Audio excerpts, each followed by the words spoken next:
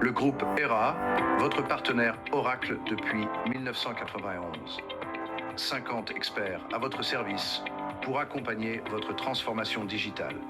Nous sommes partenaires d'Oracle ERP Cloud, JD Edwards, PeopleSoft, OCI et OTM. Plus de 30 ans d'innovation et de succès à votre disposition.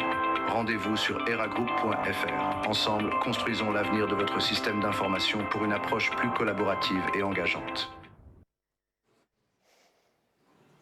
Allez-y.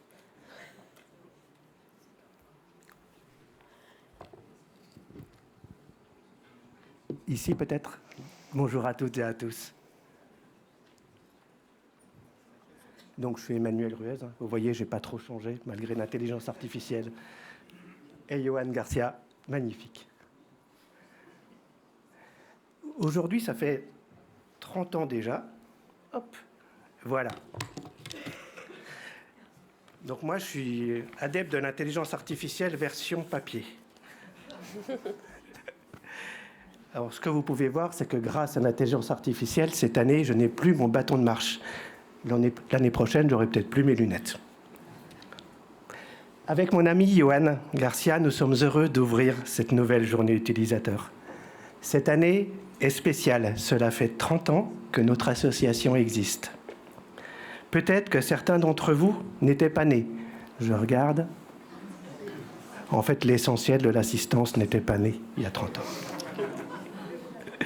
Jacques Chirac était président de la République. François Mitterrand et la reine Élisabeth II, donc c'est bien eux, inauguraient le tunnel sous la Manche. Et puis, c'était la première année du SIDAction.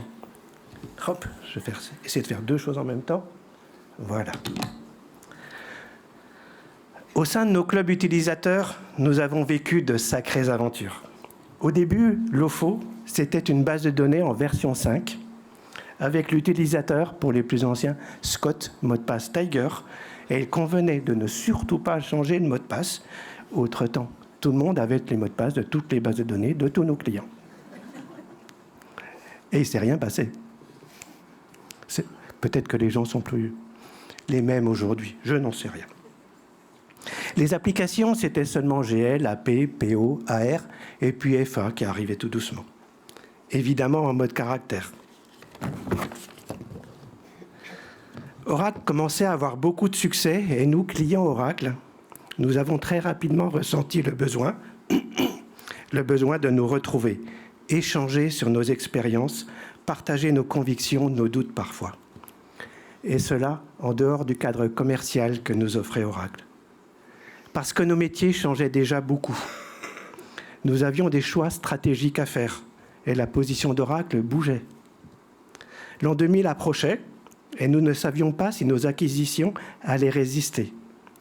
Et quand nous avons appris qu'il fallait migrer, le temps nous était compté et déjà, les consultants étaient rares. Les expériences des uns et des autres étaient précieuses. L'euro, en 2002, comment aborder cela alors que nous avions déjà de gros investissements en cours pour garantir le meilleur passage à l'an 2000 ? Pour aborder tous ces thèmes et bien d'autres, nous nous retrouvions déjà souvent, au moins une dizaine de fois par an, toujours en rencontre physique. En 2004, à l'occasion des 10 ans du club, nous avons organisé notre première journée utilisateur. C'était au Centre Havas à Neuilly. Puis, nous les avons organisées au Cercle des Armées, au Pavillon Kléber et aujourd'hui au Cloud Business Center. Nos premiers trophées ont démarré en 2007. Ces dernières années, nous avons organisé au moins une quarantaine d'événements par an, dont beaucoup de webinars. En 30 ans, cela fait des centaines de rencontres, des centaines de moments de partage par nous tous, organisés par nous tous, pour nous tous. Tous ces moments nous ont aussi permis de mieux nous connaître notre écosystème et d'organiser à notre échelle des rencontres avec d'autres entreprises. Les rachats Oracle de JDE et PeopleSoft nous ont amenés à rapprocher nos clubs utilisateurs. Après PeopleSoft, cette année est celle de notre rapprochement avec le club JDE. Johan Garcia était président du club JDE et aujourd'hui, nous sommes coprésidents du nouvel ensemble qui, pour plus de simplicité, s'appelle OFO. À cette occasion, vous avez sûrement remarqué que nous avons changé de logo. Ces 30 ans sont l'occasion de vous remercier, vous, utilisateurs des solutions Oracle, du temps que vous consacrez à partager vos expériences. Des questions que vous avez le courage de poser. C'est l'essence même de notre existence. Bien sûr, je ne voudrais pas oublier de remercier celui qui nous rassemble, Oracle. Les relations entre notre association et notre éditeur ont toujours été marquées par le respect, la confiance et le partage. Nos partenaires sont également toujours présents. Au nom de l'association, nous voudrions les remercier pour leur soutien permanent. Leur connaissance de l'écosystème, leur inventivité augmente encore la qualité de nos échanges. Je laisse la parole à mon ami Johan Garcia et vous souhaite une excellente journée utilisateur.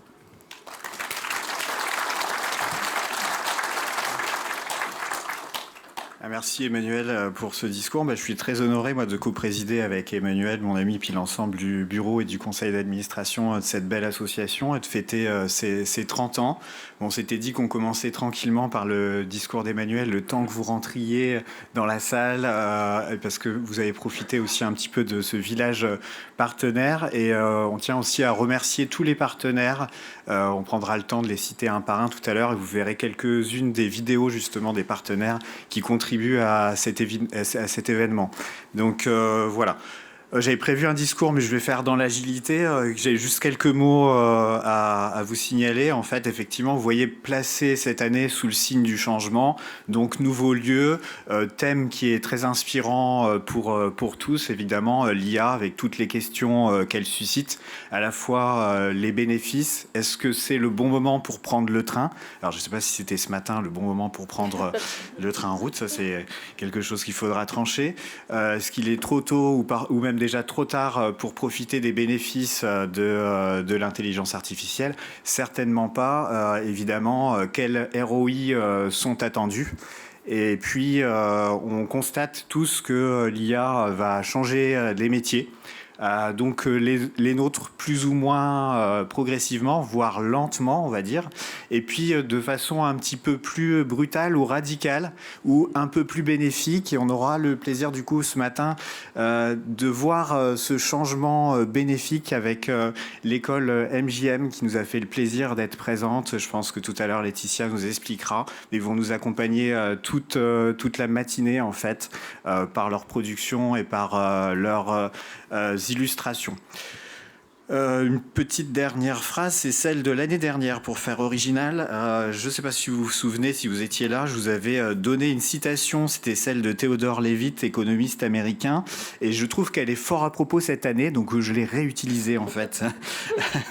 L'avenir appartient à ceux qui voient les possibilités avant qu'elles ne deviennent évidentes. Donc évidemment, ce sera sûrement un des fils conducteurs de la table ronde que nous aurons tout à l'heure l'occasion de vous présenter et de dérouler avec nos convives.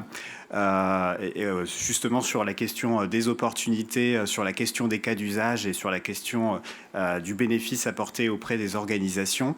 On aura également le point de vue d'Oracle présent sur cette table ronde et puis le plaisir aussi d'entendre Christophe Négrier qui nous présentera justement aussi la position d'Oracle, de l'éditeur, sur toutes ces questions.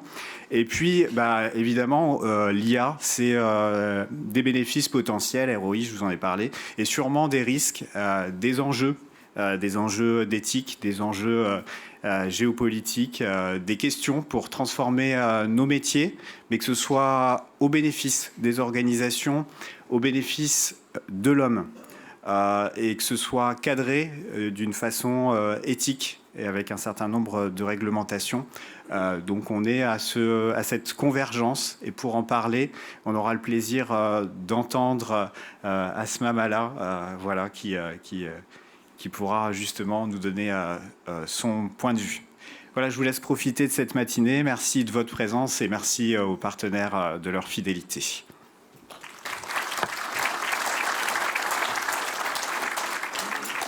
Eh ben, merci aux deux coprésidents de l'OFO. Merci Johan, merci Emmanuel. Bonjour à toutes, bonjour à tous. Bienvenue à cette journée Club Utilisateur Oracle 2024. Je suis Laetitia Nallet, journaliste, et je suis ravie de vous retrouver. Alors, go 大家好，欢迎来到2024年 Oracle 用户俱乐部日，很高兴再次见到大家。 Voilà, vous venez de faire la connaissance de mon avatar, qui a l'air très en forme. J'espère qu'elle ne va pas prendre le lead. Cette année, le thème choisi donc, pour cette journée Club Utilisateur Oracle est l'intelligence artificielle. On vous l'a déjà dit, l'IA qui stimule, émerveille, inquiète. Jusqu'où ira l'intelligence artificielle? Qui est la plus mature, l'entreprise ou l'IA?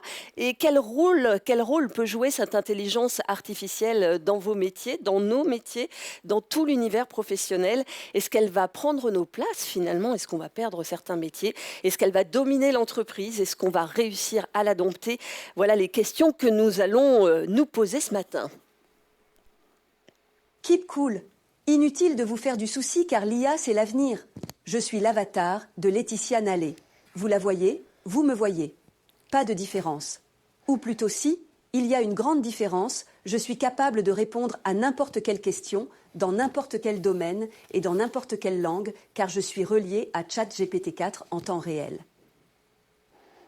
C'est la même démarche que lorsqu'on pose une question à Google en lui demandant où est la boulangerie la plus proche. Sauf que là, c'est moi qui réponds en personne. Je peux choisir mon décor, ma voix et mon discours. Convaincu de mes capacités? En plus, ma prestation est gratos. Alors, on signe pour la présentation de l'année prochaine? Ah ben non, je suis pas du tout d'accord. On signe rien du tout parce que pour exister, évidemment, mon avatar a besoin que je lui donne toutes les infos. Mais bon, j'avoue qu'elle fait pas mal le job. J'ai donc fait appel à un prestataire pour créer cet avatar.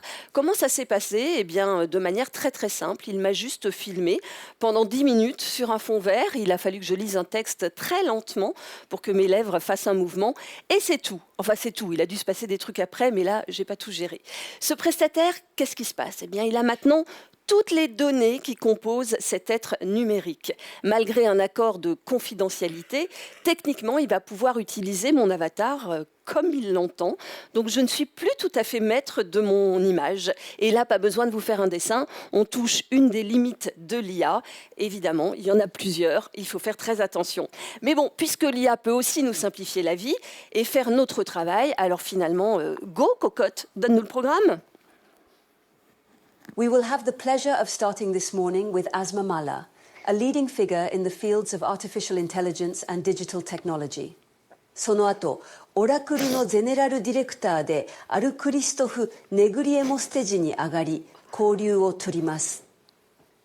次に、オラクルクラウドウォードについて説明し、今後図鑑月間にわたるオラクルの戦略について説明します。Около 10:15 кофе-брейк и посещение партнерской деревни. 10:45 Uhr. Ein runder Tisch zum Thema KI und Feedback mit Prerequis, Decathlon, Oracle und der Polytechnikschule. 11:30 صباحا. تقديم الجوائز. بالإضافة إلى ذلك نحن نعتمد عليك وسيتعين عليك الاختيار بين المشاريع. ثم سنرحب بكم لتناول كوكتيل الغداء في القرية الشريكة. ودون أن ننسى ورش العمل في فترة ما بعد الظهر سأتحدث إليكم عنها لاحقاً. Voilà, ce qu'il faut savoir, c'est que moi, je suis nulle en langue étrangère, déjà. mais vraiment nul. Le débit est encore un peu mécanique, je trouve, hein, mais j'imagine que c'est un point qu'on va pouvoir améliorer. Avec votre avatar, vous allez pouvoir parler comme ça toutes les langues du monde sans difficulté, puisqu'il traduit en simultané. Ça veut dire quoi? Ça veut dire que, par exemple, vous allez pouvoir assister à 2 meetings en même temps. Il y a un meeting où ça sera votre avatar qui va pouvoir signer des contrats en japonais, par exemple, même si vous ne connaissez pas du tout cette langue, puisque relié à ChatGPT, il pourra directement traduire et discuter et négocier. Et puis, il y aura un deuxième avatar qui pourra traiter les affaires courantes ou aller à la piscine. Voilà, on voit donc que ça ouvre de nombreuses possibilités. Mais je propose quand même de reprendre la main, parce que les avatars, c'est bien, mais ça suffit pour l'instant. Cette année encore, l'OFO a décidé de joindre l'utile à l'agréable, puisque pour chaque participant présent ici, et vous êtes nombreux, ça fait plaisir. D'ailleurs, je vois des personnes debout, vous pouvez descendre, hein, il y a plein de places, venez vous installer. Et bien donc, pour chaque personne présente, 1 € sera reversé à l'association Shift Project, qui est d'ailleurs intervenue lors de la précédente édition des JU, c'était l'année dernière. Le Shift Project, c'est une association à but non lucratif qui œuvre pour la décarbonation de l'économie à travers l'usage des nouvelles technologies et une approche donc responsable et durable. Et puis une nouveauté cette année, tout au long de la matinée, l'école MJM Graphic Design va intervenir avec des images créées en direct avec l'IA. Vous voyez la petite table qui est là, ils sont 4, ils sont assis, ils vont bientôt se lever d'ailleurs pour prendre place et ils vont réaliser des prompts en live. Il y a Xavier Risselin, le directeur de l'école MJM, Jean-Philippe Compagne, expert en génération d'images, 2 étudiantes, Ninon Medjeber et Romarine Fournier, qui vont être avec nous. Et voilà, ça va être du direct. Et d'ailleurs, tout à l'heure, vous pourrez les retrouver sur le village partenaire et vous essayez à l'art du prompt avec eux, découvrir comment ça fonctionne. Il faut savoir que cette école a été créée en 1979, que ce sont les premiers depuis cette année à avoir créé un parcours IA artiste. Et voilà, tout à l'heure, on en saura plus avec eux. Je vous propose maintenant d'accueillir sur scène notre première intervenante de la matinée. Elle s'appelle Asma Mala. Alors, on aurait dû lui créer son avatar. Je regrette un peu, on n'y a pas pensé. Parce que quand on est humain, il se passe dans la vie des petites choses comme ça, surprenantes. Mais c'est ça aussi qui fait que la vie est pétillante. Et Asma Mala, qui va se lever, va nous rejoindre avec sa grande écharpe parce qu'elle est aphone. Ça, c'est le scoop quand même. Alors, Asma, je vais m'installer à côté. Et oui. Oui, moi, je vais me mettre là, tiens, bonne idée. Voilà, sur le bord. La vedette au milieu, c'est super, merci. Alors elle est très forte en mathématiques et en informatique, elle est même beaucoup plus que ça puisqu'elle est chercheuse, spécialiste des sciences des données, spécialiste aussi des enjeux politiques et géopolitiques de la tech. On a pu l'entendre sur France Inter dans le podcast Cyberpouvoir. C'est un podcast dans lequel je vous ai entendu poser la question, mais qui dominera le monde en ce début de 21e siècle? Et oui, c'est bien la question. Asma Mala, bonjour. Bonjour. Oh là là, on va commencer par une question pas si simple que ça. Et moi, je vais traduire si jamais le son est trop bas, mais traduire en français, évidemment. Donc, qu'est-ce que l'IA? Parce que finalement, l'intelligence artificielle se présente sous différentes formes et on s'y perd un petit peu. Alors, qu'est-ce que l'IA? Ça n'est rien. C'est pas grand-chose, ça ne veut rien dire. Souvent, c'est présenté comme un concept très général. Et ce qu'il faut absolument comprendre, le réflexe à avoir, c'est bien de se dire qu'il y a des systèmes algorithmiques ou, si vous voulez utiliser le terme IA, des systèmes d'intelligence artificielle, donc des SIA. Et quand on regarde tous les textes réglementaires du Conseil de l'Europe, de l'Union européenne, on parle en général des SIA. Et une fois qu'on a dit ça, on n'a encore rien dit.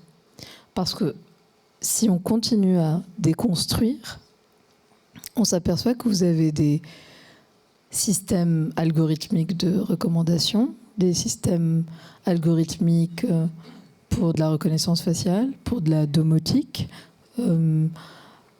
d'appareillement.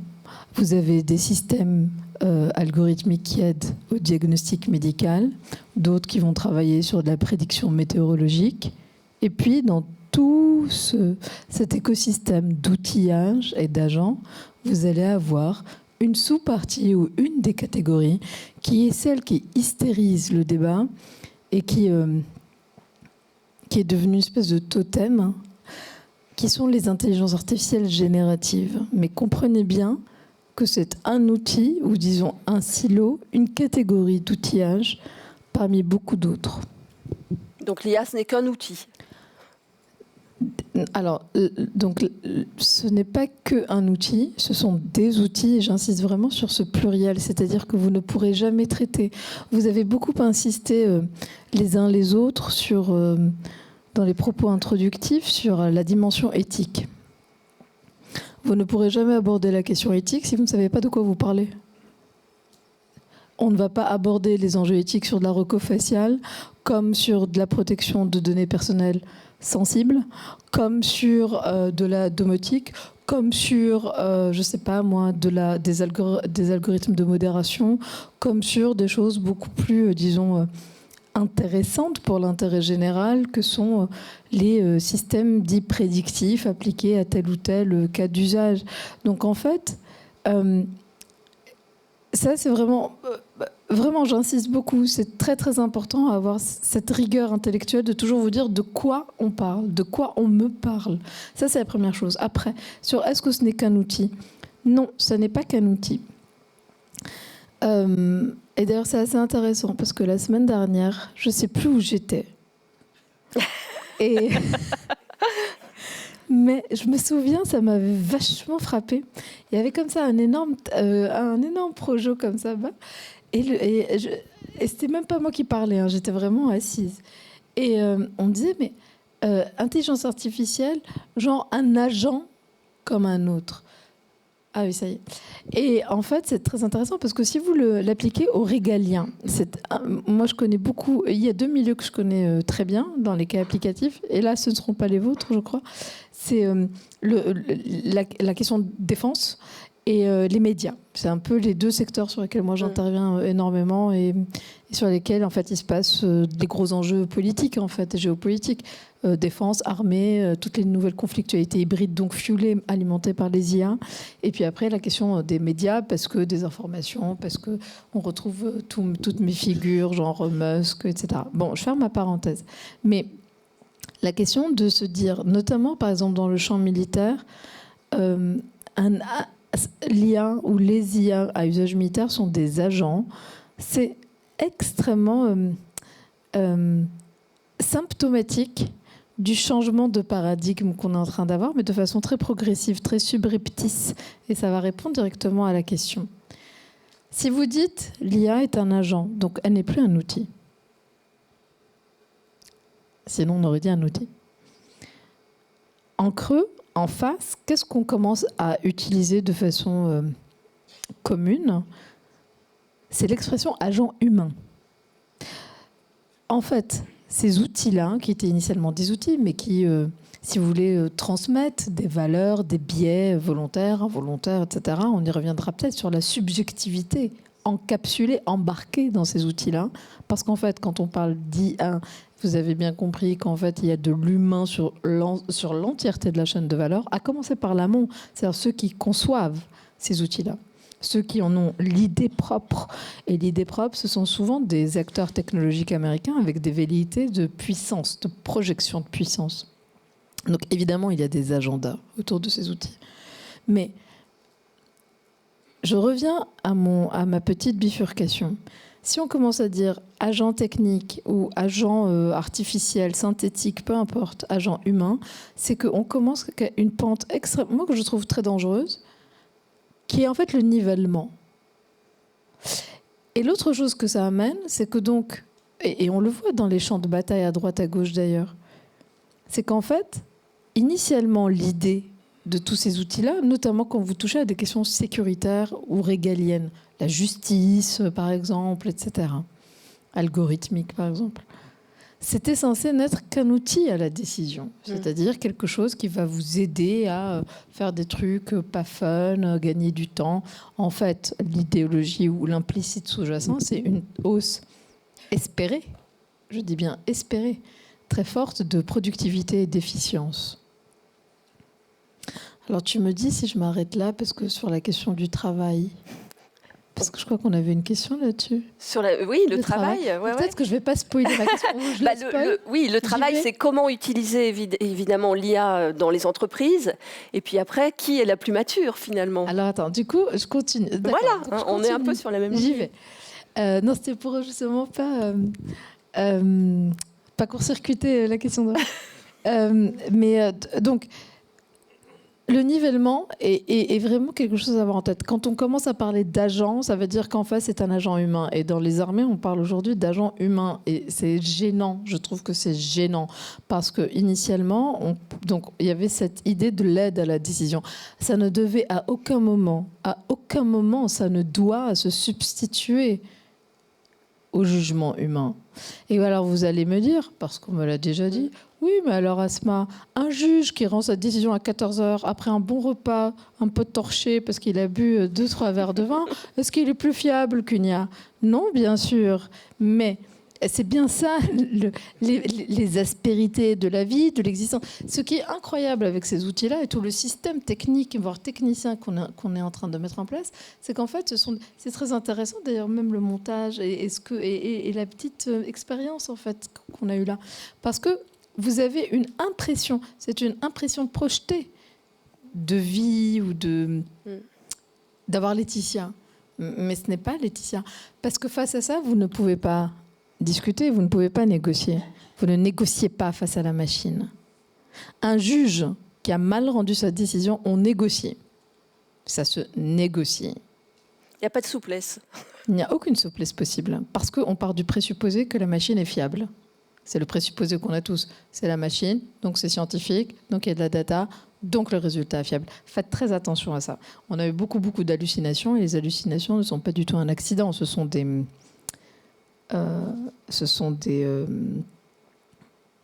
Elles sont structurelles, si vous voulez.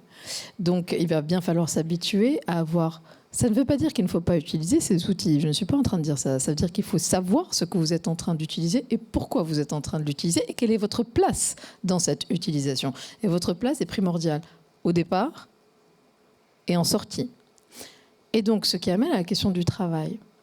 Parce qu'à un moment donné, mais tous les 10 ans, comme ça, on se fait une petite frayeur. Il y a 10 ans, en 2016, à peu près un peu moins de 10 ans, c'était le DeepMind avec le jeu de Go. Et 10 ans encore avant, en 97, c'était Deep Blue qui battait Kasparov. Donc en gros, tous les 10 ans, si vous prenez un petit rétroviseur, et si on déshystérise un tout petit peu, parce que c'est vraiment ce qu'il faut faire, j'en suis convaincue, tous les 10 ans, on se fait les mêmes débats dans les mêmes termes. La fin de l'homme, la fin de l'humanité, la fin du travail, la fin des jobs, la fin de cette espèce de collapsologie viscérale. On aime à se faire peur. Et puis avant... Alors vous allez avoir plein de philosophes, moi que j'aime beaucoup par ailleurs, qui sont remontés alors dans la Bible. Alors c'est le golem, le machin... Bon...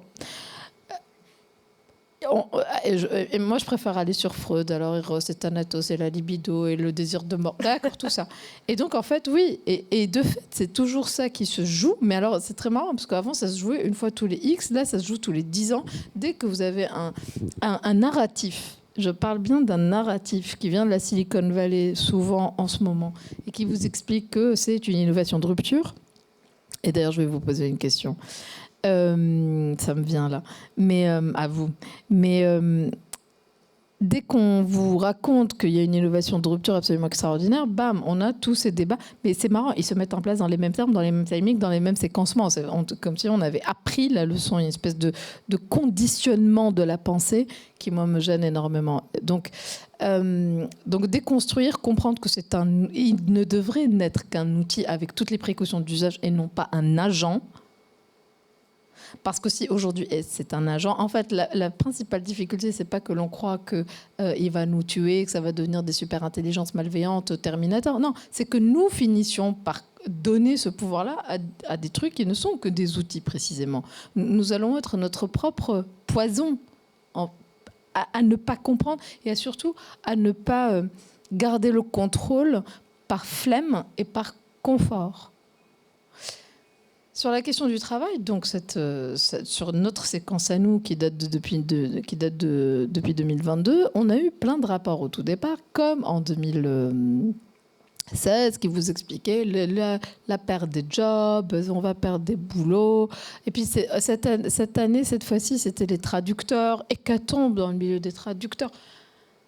En fait, sur la question des traducteurs, c'est très intéressant parce que oui, ils ont été vachement mis en difficulté, mais ça n'a pas du tout commencé avec ChatGPT. Je ne sais pas où sont les historiens de la technologie du numérique, mais il faudrait vraiment qu'un jour on crée cette discipline et que certains esprits se réveillent. Mais donc, si on continue à prendre un tout petit peu un rétroviseur, la mise en délicatesse des traducteurs, c'était pas du tout ChatGPT. C'était Google Translator et c'était des années avant. Donc, ce que je veux dire, c'est que toutes les présentations de c'est la révolution, c'est une innovation de rupture. Non, tout ça est quelque chose qui est extrêmement latent, qui en fait, pour moi, je vais peut-être vous choquer, mais ChatGPT, pour moi, c'est une innovation incrémentale. En quoi le fait que vous utilisiez éventuellement ChatGPT, que vous ayez installé une app, a changé viscéralement, fondamentalement, drastiquement votre vie ou votre travail? En quoi? Quand? Est-ce qu'il y a eu un avant, un après? Dans certains métiers, non, quand même. Genre, là, je sais qu'on a des élèves en architecture, par exemple. Aujourd'hui, ils vous font les plans en 2 heures. On se projette et on a... Oui, mais ça ne suppose pas qu'ils ne travaillent plus. Ou alors, ils ne sont plus étudiants. Donc, à quel moment, ça ne veut pas dire que les outils ne sont pas utiles. Mais à quel moment il y a eu un avant, un après, où le monde s'est effondré, où le monde est devenu magnifique, collectivement ou individuellement? À aucun moment. Après, donc, il faut les garder à la place d'outils. Oui, vous pouvez avoir dans certains jobs, dans certains métiers, sur certaines tâches, des gains de productivité. Et ce qu'on observe, et il y a 2 éléments que moi je retiens de mes retours d'expérience, pas du tout personnels, parce qu'il se trouve que moi je n'utilise pas ChatGPT, mais parce que je n'en vois absolument pas l'intérêt sur mon travail. Quand il s'agit de créer des concepts et de comprendre le monde, c'est certainement pas avec ChatGPT que je vais y arriver. Ou alors, ça serait vraiment me conformer. Mais à de la soupe, quoi. Enfin, des trucs bien foutus. Enfin, pas. Mais ce que je veux dire, c'est qu'il y a 2 choses, moi, que j'ai retenues de tous les échos, les retours, les discussions que j'ai pu avoir avec des gens qui vraiment l'avaient installé dans leur métier. C'est que, en fait, ça ne dilue pas, ça ne doit pas diluer l'expertise pour ceux qui sont vraiment conscients de leur travail et qui sont bons dans leur job. C'est-à-dire qu'ils le font avec cœur, où ils ont du talent dans ce qu'ils font. Je ne parle pas des métiers où on a juste envie de bâcler vite pour rentrer chez soi. Je parle vraiment... Là, je pense à un gouverneur de banque centrale. Et il se trouve que l'anecdote est très intéressante. Il m'expliquait qu'il avait utilisé ChatGPT pour synthétiser. Et donc là, vous allez dire, c'est très, très utile. Et c'est très utile. Pour synthétiser un document de 900 pages de la Banque mondiale. Donc c'était censé lui faire gagner énormément de temps. En effet, quand vous avez des agendas complètement explosés, bouffer 900 pages, ChatGPT peut être très très ou n'importe quelle autre générative, on s'en fout. Gemini, vous faites ça avec ce que vous voulez. Mais vous gagnez beaucoup de temps. Et donc il le fait. Il teste. Il met son truc, la machine, l'outil lui sort une super synthèse. Vraiment, nickel, 10 pages.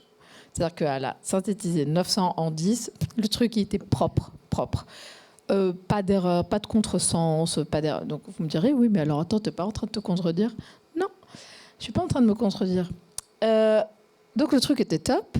Et à la fin, il me dit, mais comme il connaît très très bien son métier, qu'il est très très bon dans son métier, et écoutez bien ça, il est très bon dans son métier, la synthèse ne lui allait pas.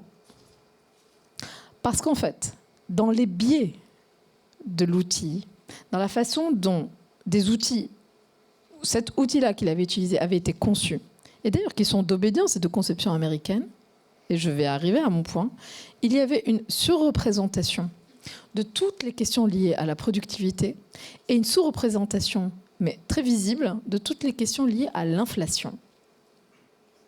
Et donc, vous aviez beau avoir une synthèse, elle était biaisée. Elle ne reflétait pas exactement le ton, l'intention des 900 pages. Si vous maîtrisez votre métier, si vous êtes expert dans votre métier, en fait, vous êtes censé avoir un contrôle qualité à la fin. Et d'une certaine façon, ces outils-là augmentent le niveau d'expertise. Ils ne l'abaissent pas. Vous devez être toujours extrêmement vigilant à vos outputs. Toujours. Et ceux qui peuvent être vigilants à leurs outputs, ce sont ceux qui maîtrisent au maximum leur domaine. Donc en fait, c'est une hausse, à mon sens. C'est mon pari, c'est ma vision. Je peux me tromper, l'avenir nous le dira. Peut-être que ça sera juste de la soupe, peut-être que ça sera vraiment génial, peut-être qu'il n'y aura plus de métier. Je ne sais pas, j'ai pas de boule de cristal. Et la conversation, pour tout vous dire, elle n'est pas très intéressante quand elle est posée comme ça dans le débat. Mais ce que je vois, moi, et même en termes d'exigence personnelle, d'éthique personnelle, pas d'éthique de la machine, d'éthique personnelle à utiliser ces outils-là, c'est d'être extrêmement bon dans ce que vous faites, extrêmement vigilant à ce que vous faites avec ces outils-là, pour ne pas faire n'importe quoi, pour voir où sont les chemins de traverse, pour voir où la machine a pu faire telle erreur, tel contresens, telle survisibilisation, telle invisibilisation, etc.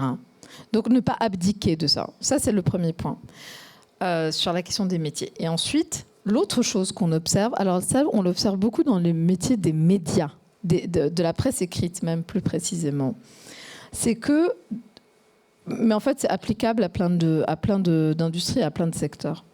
Ce sont des outils qui vont vous faire augmenter, a priori, bien qu'en fait ils n'aient pas tout à fait trouvé leur modèle économique, enfin leur rentabilité, mais passons.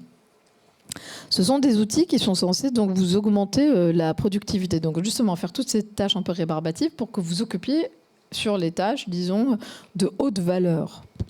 Encore faudrait-il se dire qu'est-ce qu'une tâche rébarbative, qu'est-ce qu'une tâche de haute valeur. Et puis attention, quand vous êtes jeune, vous avez besoin de faire des tâches rébarbatives pour apprendre votre métier. Donc il y a tout ça qu'il faut penser en fait. La transmission de la connaissance, on le voit dans le milieu de la médecine là avec les IA justement médicales ou les robots médicaux. Vous avez une perte de la transmission de la connaissance. Vous n'avez pas une hausse. Donc demain, vous avez une opération très sophistiquée sur le cerveau. Il va falloir reformer beaucoup de gens, mais de zéro. C'est affolant. Hein. Donc il faut vraiment l'avoir en tête. C'est ni bien ni mal, c'est être précautionneux. Et donc ce que je disais, c'est que dans la presse écrite, donc j'en discutais avec des journalistes, ils me disaient, mais en fait, tu sais, toutes les tâches un peu rébarbatives, un peu répétitives, plus exactement, en fait, pour nous, c'était aussi, écoutez ça, c'était aussi une respiration du cerveau. Ouais, c'est reposant, c'est vrai. Si vous les annulez, si vous ne les avez plus, on va exiger de vous que vous deveniez une machine à produire, à faire de la productivité. Ça n'est pas possible. Donc après, il y a beaucoup d'autres effets collatéraux qui vont s'ouvrir, les questions de santé mentale, de burn-out, de vie au travail, de je ne sais quoi, de harcèlement, de je ne sais quoi. Donc en fait, ce qui vous est présenté comme un outil magique n'est qu'un outil à prendre pour ce qu'il est, avec ses côtés positifs, gagner du temps, aller vite quand c'est nécessaire, mais surtout en face, rester très expert de son métier, et puis s'octroyer aussi une autre, disons, discipline du travail. Alors une petite question quand même, on avait dit qu'on évoquerait la souveraineté technologique, même si finalement vous en avez déjà un peu parlé.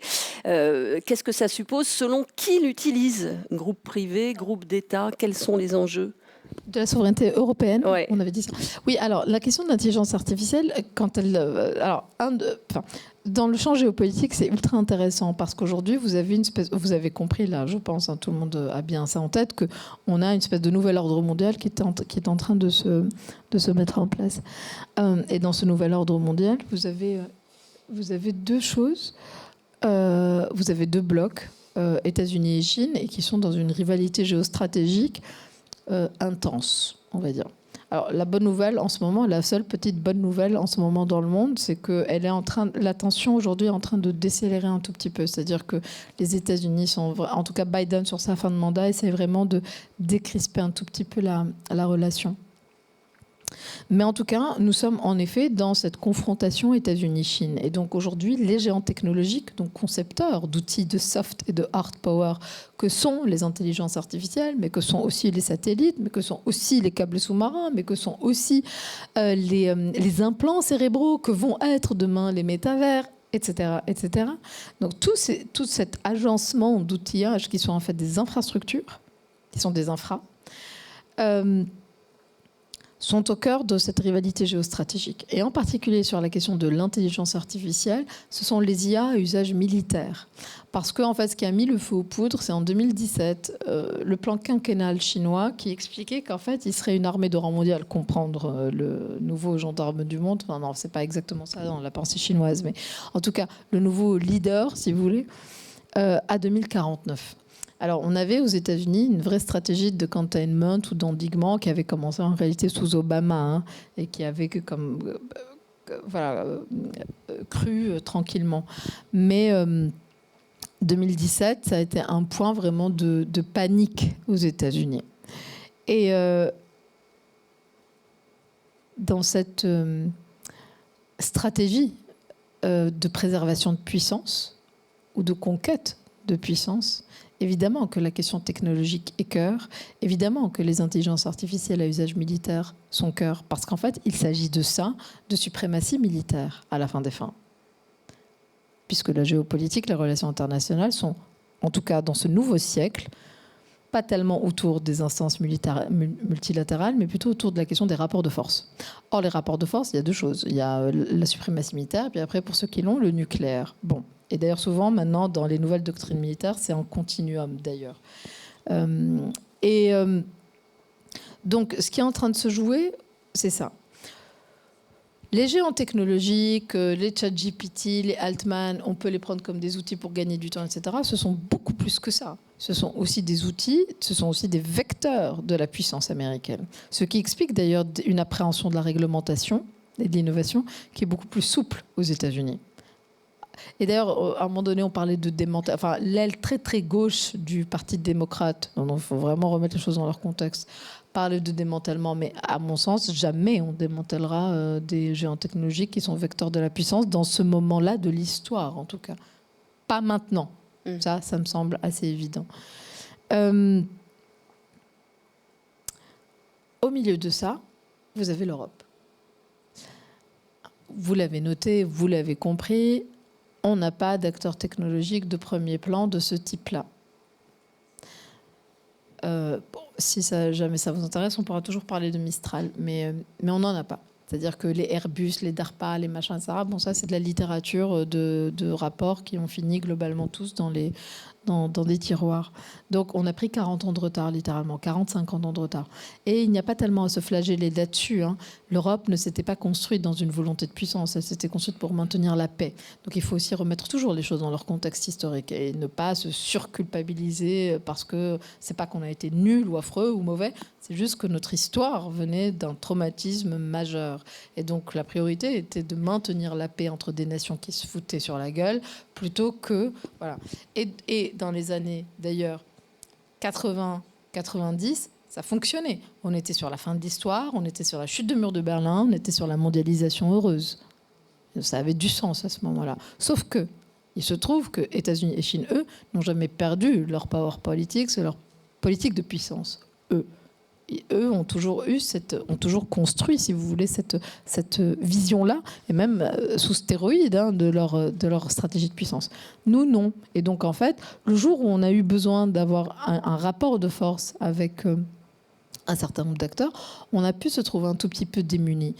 En 2019, il y a Thierry Breton qui arrive au sein de la Commission européenne et qui réveille un peu tout ça, c'est-à-dire qu'il change vraiment le discours et la doxa à minima de la Commission, où on n'est plus simplement un marché de consommateurs passifs, mais d'outils étrangers, mais de se dire, au sein de nos frontières, ces acteurs-là vont respecter nos règles. Et donc, on a eu beaucoup de réglementations qui à mon sens, avaient du sens et qu'il fallait faire, parce que c'est le signal politique de dire, si vous voulez opérer chez nous, vous allez respecter nos règles. Et ça, c'est une forme de souveraineté défensive. Après, il nous manque encore cruellement une stratégie industrielle proactive, notamment sur des chaînes de valeur ultra stratégiques, type les semi-conducteurs, ou le coup d'après, le quantique, le post-quantique, et le départ de Breton à cet égard est probablement l'une des pires nouvelles qu'on ait eues. Bon, Asma, j'ai envie de dire, il est top ce miel. Parce que franchement, elle est arrivée tout à l'heure, on était inquiets, on n'entendait rien, elle avait une voix comme ça. On est allé chercher sur un stand du village partenaire du miel. Merci beaucoup. Je ne sais pas où il est, mais merci. Oui, vous repartez avec. Tu repars avec. On ne sait plus. On se tutoie, on se voit. Bon, en tout cas, ouf, c'est super. Mais c'est mon job parce que maintenant, je repère. Alors, on avait une image et on a eu 2 images d'ailleurs de l'école MGM. Je ne sais pas si on peut la remettre ou si c'est compliqué. Sinon, on commentera les prochaines. Donc, ce sont des images qui sont entièrement fabriquées par je ne sais pas quoi d'ailleurs. Au secours. Jean-Philippe, vite fait, c'est quoi cette image alors et comment c'est fabriqué ?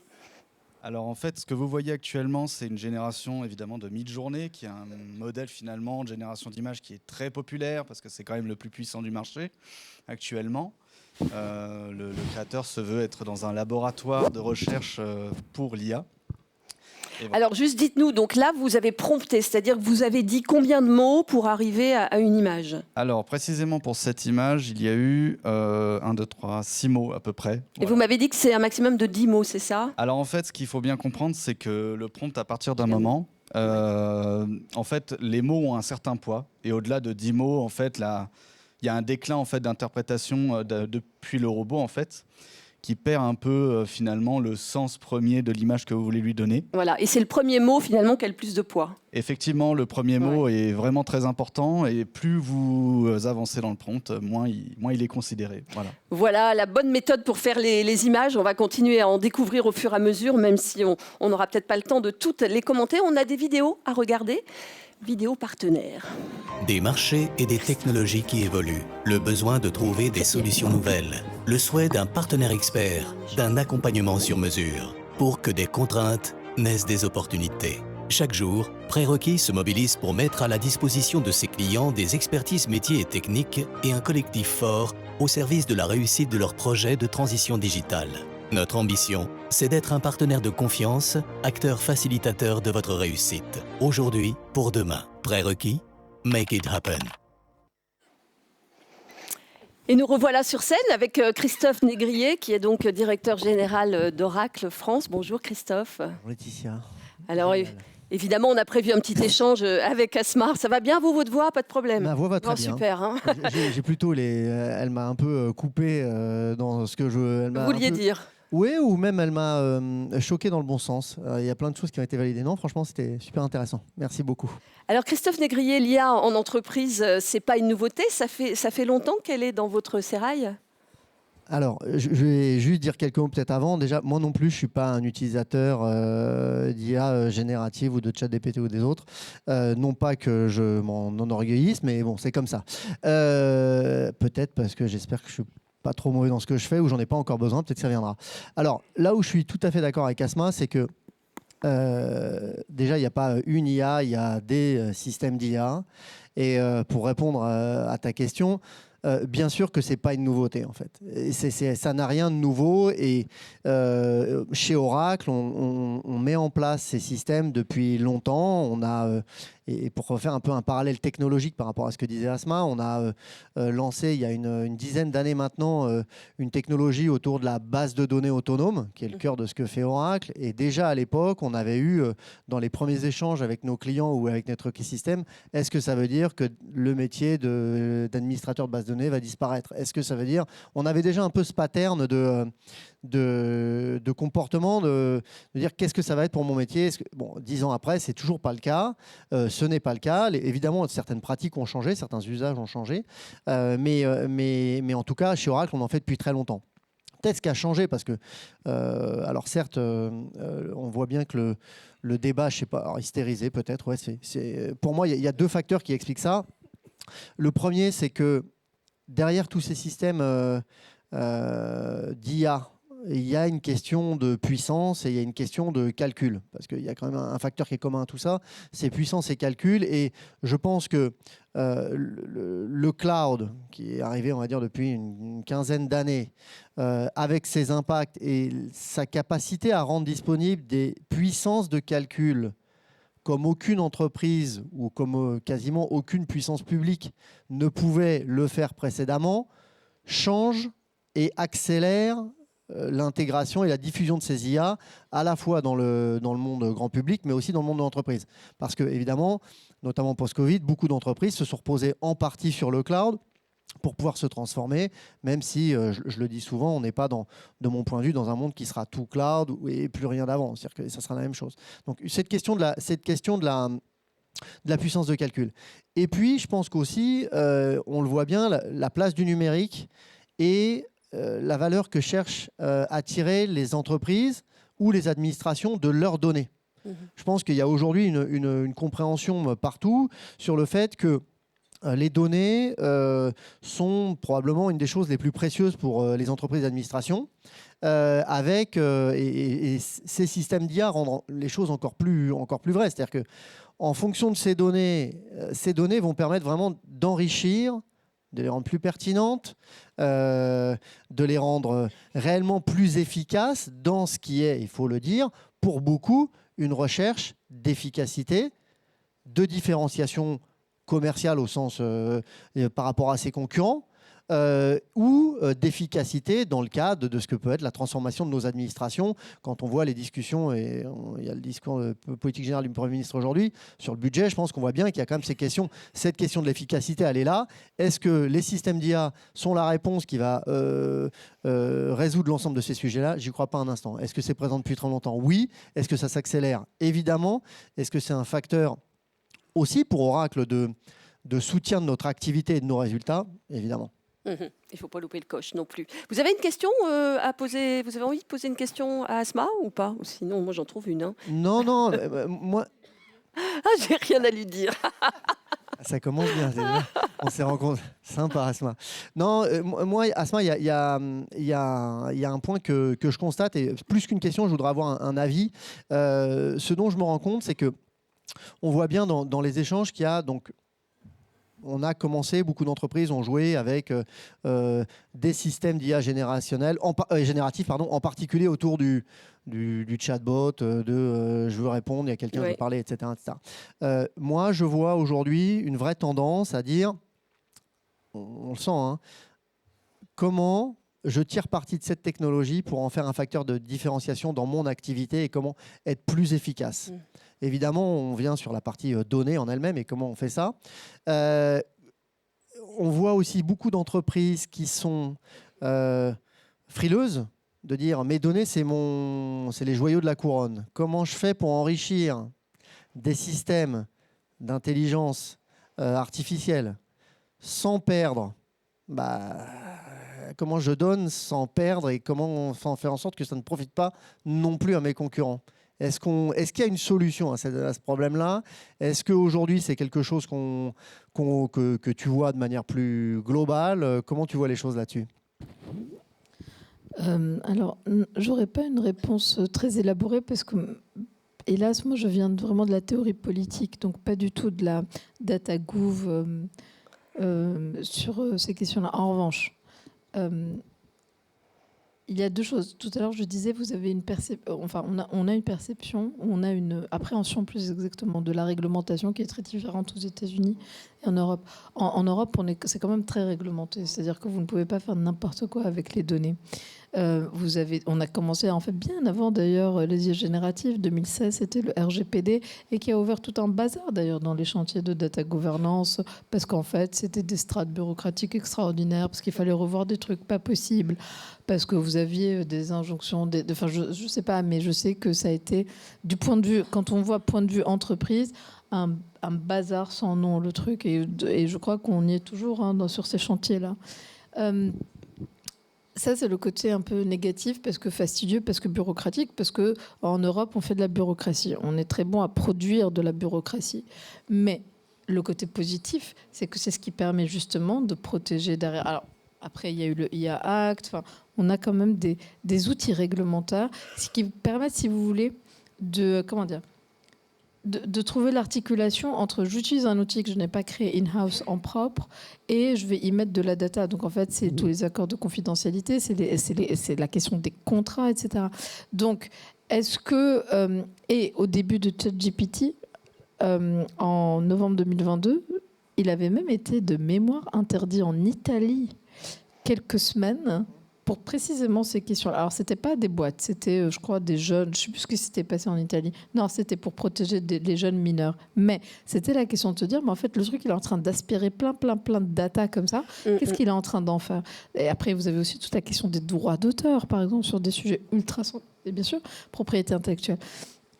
Donc là, il y a deux choses. Il y a deux tensions, si vous voulez. Il y a la tension, là, plus loin, une tension tendue. Il y a l'attention des acteurs technologiques qui ont besoin de data, parce qu'en plus, on est en train d'en manquer. Ils ont tellement scrappé, ils ont tellement bouffé de la donnée qu'en fait, on est en train de créer des données synthétiques pour alimenter la machine. On en est là. Donc, on est sur une espèce de mise en abîme, assez passionnante, hein, d'ailleurs, du point de vue même anthropologique, etc. Mais donc, à un moment donné, ils ont tellement récupéré de data et ils ont tellement besoin de data, plus de puissance de calcul. Là, on tape vraiment sur la question des semi-conducteurs, que vous avez cette tension de la part des acteurs privés, avoir le moins de réglementation possible et avoir le maximum de data possible. Et puis en face, il y a quelque chose qui s'appelle, en tout cas de ce côté-ci du monde, un état de droit, des libertés fondamentales, la liberté d'entreprendre aussi, même le secret des affaires pour les entreprises, parce que je crois que ça se joue même là-dessus, en fait, le secret des affaires, etc., qui en fait doit être évidemment revendiqué pour que un truc qui s'appelle la démocratie, dont la base est un mot, pas 15, un mot, la confiance, donc la question contractuelle, donc que ça continue de fonctionner proprement ou avec le moins de dommages possible. Donc on a cette tension entre des acteurs qui, oui, vont toujours vouloir manger, récupérer de la donnée, et puis après, le droit, et il faut jongler avec ça. Et enfin, l'autre point de jonction entre ces deux-là, oui, tu l'évoquais très justement, oui, c'est la question du cloud. Et là, on a un énorme problème, parce que nous n'avons pas aujourd'hui de cloudeurs européens ou même français qui soient à l'état de l'art. Et avant même d'entrer sur les questions d'extraterritorialité du droit américain, Cloud Act, visa, les méchants américains qui vont venir manger nos données, parce qu'en fait, c'est beaucoup plus compliqué que ça, et c'est beaucoup moins binaire, c'est beaucoup moins bête que ça, comme c'est posé par 3 idéologues en France, souverainistes en France. Donc, c'est beaucoup plus complexe. Mais enfin, sur le principe, on a, oui, un énorme sujet sur la question de l'infra. L'IA, si vous voulez vraiment l'utiliser comme as a concept, c'est pas virtuel, hein, ce truc. C'est une hyper-industrie. Donc, les data centers, les clouds, les machins, il va bien falloir, à un moment donné, qu'on alors, sur cloud, je pense que c'est un peu perdu, hein, mais sur d'autres chaînes ou sur d'autres éléments, il y a peut-être encore des choses à penser, je ne sais pas. J'ai pas du tout répondu à la question. Non, mais si tu as... J'ai fait de la politique. Non, mais ça va quand même dans mon sens, Asma, parce que par rapport à ce que tu dis sur cette partie data center, et j'y reviendrai tout à l'heure dans un peu le feedback des annonces qu'a fait Oracle lors de son événement Cloud World il y a quelques semaines, c'est que aujourd'hui, alors nous sommes un acteur parmi d'autres, hein, c'est-à-dire que on est très fiers de ce qu'on fait technologiquement et on n'est pas là pour manger le monde ou tout remplacer, mais aujourd'hui on annonce être en capacité de délivrer des clusters d'infrastructures de 130 000 GPU pour entraîner un modèle. 130 000. Et donc, effectivement, c'est une manifestation physique d'un immense data center, on peut se douter, dédié à réaliser ça. Aux États-Unis, mais on déploie en ce moment des data centers en Europe, sur le sol européen, pour justement permettre à des entreprises ou des administrations qui souhaiteraient bénéficier de puissance de calcul, évidemment, on n'est pas une organisation à but non lucratif, comme certains ont pu le remarquer, on déploie sur le sol européen ces infrastructures. On peut le payer. Exactement. Mais quand je dis ça, c'est aussi, je le dis aussi de manière très directe, c'est-à-dire que pour moi, c'est la même chose que dans le cloud. Il n'y a pas une réponse unique, il n'y a pas une pensée unique. Et bien sûr que certaines IA, pour certains traitements, pour certains cas d'usage, il n'y a aucun problème à se reposer sur des infrastructures publiques pour le faire. Pour d'autres types, peut-être qu'il nous... Enfin, c'est certain, il ne nous faut surtout pas le faire. Mais ce n'est pas parce qu'il faut ne pas le faire dans certains cas qu'il ne faut pas du tout le faire dans d'autres. Et c'est un peu parfois le mouvement de balancier sur lequel je pense qu'il faut qu'il y ait une forme de maturité qui se crée, qui n'est pas encore là sur ces sujets d'IA, pour être en tout cas de mon point de vue. C'est très juste ça, oui. différencier les usages. Vous n'allez pas avoir le même usage quand vous êtes sur un projet ultra confidentiel de secret défense ou de sécurité nationale quand vous travaillez aux armées que si vous faites, je sais pas, de la traduction pour Le Monde. C'est deux cas extrêmes et c'est vraiment ça. Ce qui nous amène même sur les questions de souveraineté, j'en terminerai là sur la réponse, mais on n'est pas à la rue en termes de pensée politique en France sur ces questions-là. Nous sommes en train de construire un supercalculateur dédié aux armées. C'est-à-dire justement pour que ces datas-là, celles qui sont de la nature de notre sécurité nationale, ne soient pas justement aspirées ou foutues n'importe où. Et en même temps, sur certains cas d'usage très simples où on ne va pas lâcher de la donnée, disons défense, on peut utiliser en open source, on a utilisé en open source Llama par exemple. Donc vraiment, oui, tu as absolument raison d'insister sur. En fait, il faut être. Il ne faut jamais dans un monde complexe être binaire. Jamais. Ah bah ça c'est une bonne conclusion, ça me permet de vous couper parce que sinon parce que je pense que ça peut durer très longtemps. Ça peut durer très longtemps. Un mot, Christophe, évidemment, sur l'Oracle Cloud Center qui s'est... non, c'est pas du tout ça. C'est attendez, je reprends mon truc. L'Oracle Cloud World, voilà, je me mélange entre les deux, qui s'est tenu à Las Vegas, donc c'était il y a quoi, 3 semaines environ. Oui. On n'y était pas, pour ceux qui l'ont loupé, racontez-nous un petit peu. Alors, qu'est-ce qui s'est passé? Donc très vite, parce qu'on est en retard, j'ai bien compris. Donc ce qui s'est passé, et je vais faire un certain nombre de parallèles par rapport à la discussion qu'on vient d'avoir. Déjà, je pense qu'il y a la validation de quelque chose, c'est qu'on est vraiment, de notre point de vue, en tout cas dans un âge de maturité autour de tout ce qui est utilisation des technologies cloud dans le cadre des transformations de nos clients. Et aujourd'hui, il y a véritablement un avènement de ce qu'on peut appeler réellement le multi-cloud. C'est-à-dire que Oracle a été très en avance sur ces sujets-là. Comment est-ce qu'on fait tomber un certain nombre de barrières ou d'exclusivité pensée au départ pour des questions économiques, quelque part de capture de verrouillage de clients. Comment est-ce qu'on fait tomber ces sujets-là pour permettre à l'ensemble des clients privés ou publics de bénéficier des meilleures technologies proposées par différents clouds de manière interconnectée, avec une interaction et une intégration forte et avec un certain nombre de véhicules contractuels qui éliminent justement ces aspérités ou cette notion de capture. Ça a été l'annonce du partenariat d'Oracle avec Microsoft Azure il y a maintenant au mois de novembre de l'année dernière. En mai, on a annoncé l'annonce du même partenariat avec Google Cloud. Et on avait au mois de septembre, donc il y a 3 semaines, on stage avec notre fondateur Larry Ellison, le PDG d'Amazon Web Services, AWS, qui était avec lui pour justement lui dire à quel point cet âge du multi-cloud est maintenant avéré, qu'on se retrouve dans un monde qui est peut-être plus difficile à lire, qui est encore moins noir ou blanc, c'est-à-dire qu'il y a une forme de coopétition qui est là. Parfois on collabore, parfois on est en compétition, mais tout ça pour le bénéfice de nos clients. Donc vraiment, je pense qu'aujourd'hui, les transformations, et on l'a vu, je l'ai beaucoup avec beaucoup de clients dans les discussions que je peux avoir, ça passera par une infrastructure qui est multi-cloud, qui est globale, mais qui est aussi hybride.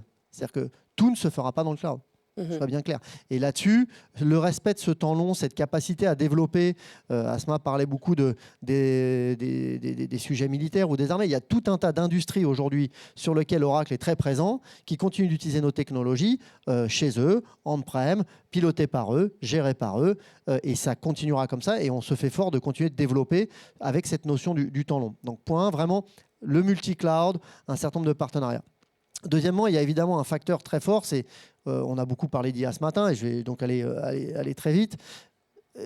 On parle beaucoup d'IA générative, c'est ce qui a hystérisé un peu le débat, et donc de là vient qu'est-ce que j'en fais tout le monde ne veut pas devenir expert dans le développement de modèles, dans acheter une infrastructure ou louer une infrastructure énorme pour le faire, etc.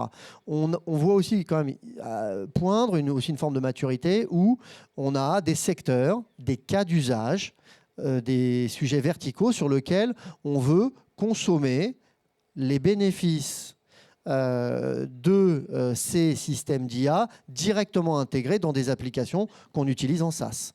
Ça, aujourd'hui, Oracle continue de développer massivement dans ces technologies SaaS et d'y intégrer des systèmes d'IA, Parce qu'on ne fait pas la même chose quand on parle de, je sais pas, rédiger un draft de fiches employeurs ou de fiches sur un emploi, ou à l'autre extrême, comment est-ce qu'on utilise un système d'IA pour détecter des fuites dans un réseau d'eau. Ça n'a rien à voir, on ne le fait pas pareil, mais ce qu'on veut, c'est permettre l'utilisation sur étagère, mais quand je dis sur étagère, ça ne veut pas dire sans discernement. Faut vraiment faire la dichotomie entre est-ce que cette technologie est facile à utiliser, est-ce qu'on peut en tirer des bénéfices, mais pourquoi est-ce qu'on cherche à le faire, pour quels bénéfices, pourquoi faire. Donc l'intégration de ces IA dans les solutions applicatives. Et évidemment, pour Oracle, il y a un sujet, et je m'arrêterai là-dessus, qui est vraiment clé, c'est la mise à disposition de ces infrastructures. Parce qu'on ne peut pas aujourd'hui bénéficier ou travailler sur ces systèmes d'IA sans infrastructure. On ne peut pas le faire en Europe dans le cadre du cadre réglementaire qu'Asma a décrit. On ne peut pas le faire correctement en Europe sans avoir une capacité à au moins laisser la donnée en Europe, enfin les données qu'on veut utiliser là-dessus. Et donc, comment est-ce qu'on déploie des capacités en Europe? C'est des choses que l'on fait, que l'on a annoncées. On a des partenariats très forts. Et puis, mon dernier point, c'est peut-être aussi, il y a une autre frontière qui, pour moi, s'est vraiment effacée. C'est la frontière entre le monde commercial et le monde open source. Tu citais Llama. Aujourd'hui, c'est des systèmes qui sont disponibles sur notre cloud. Je pense que cette forme d'ouverture, c'est ce qui permettra une meilleure diffusion. Mais ça veut pas dire, meilleure diffusion ne veut pas dire, on ne peut pas faire fi du discernement de ce que l'on veut faire avec ces trucs-là. On a aujourd'hui annoncé, on l'a vu, hein, on était très fiers aussi en tant que Français à CloudWorld. On avait un client français qui a témoigné sur la grande scène avec notre CEO qui était la banque BNP Paribas, justement qu'on accompagne dans le cadre de leur transformation. Mais il y a plein d'autres aujourd'hui, et il y en a beaucoup dans cette salle aujourd'hui d'ailleurs que je remercie pour leur confiance, qui s'appuient sur ce que l'on fait dans le cadre de leur transformation. Mais voilà, ne pas oublier, on n'a pas beaucoup parlé, mais pour moi c'est vraiment un sujet de préoccupation, l'impact de ces sujets sur l'empreinte, sur les émissions carbone. Parce qu'on en a beaucoup parlé l'année dernière en fait. Ouais, voilà, mais je veux quand même le redire parce qu'il y a beaucoup d'articles. Il y avait un article dans Le Monde la semaine dernière qui citait notamment notre fondateur qui expliquait dans le cadre de la création de ces infrastructures GPU comment les alimenter. On parle maintenant de mini-réacteurs nucléaires pour alimenter ces data centers et pour essayer justement d'amenuiser, et je ne veux pas rentrer dans le débat, est-ce que c'est une énergie verte ou pas? Donc on ne me lance pas de tomates. Mais c'est des sujets sur lesquels voilà, une énergie décarbonée suffisamment présente pour alimenter les besoins de ces infrastructures, c'est quelque chose qui est devant nous également pour une société comme Oracle qui veut maintenir sa trajectoire, maintenir ses engagements, mais en même temps proposer à ses clients innovation et ce qui va avec discernement. Bon, merci beaucoup. Super intéressant. On a encore plein de questions à poser. Stratégie Oracle, c'est bon? Vous avez bien répondu là-dessus? Ouais, je pense. Tout va bien. C'est parfait, ça nous va très bien. Juste pour être sûr qu'on n'oublie pas quelque chose. Et écoutez, on est un peu frustrés quand même parce qu'on avait encore plein de questions à poser sur le sujet. Ah non, n'est-ce pas, Christophe? Bien sûr. Et voilà, mais ça sera pour une prochaine fois. Tout à l'heure, on a vu encore passer une image. Qu'est-ce que c'était, Jean-Philippe, cette image? C'était du café, non? J'adore. C'était du miel, ah d'accord. Ok, bien joué, bravo. Écoutez, il y a du miel, donc si vous voulez, il y a du café, il y a du thé. Allez-y, c'est la pause café. On se retrouve juste après.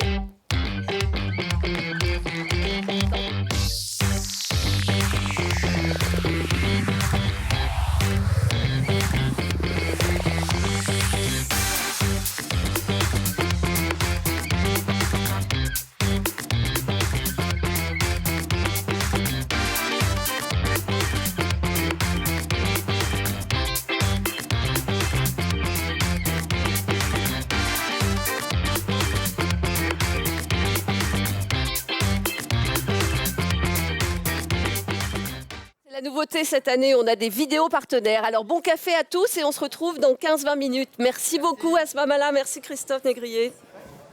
Merci Asma.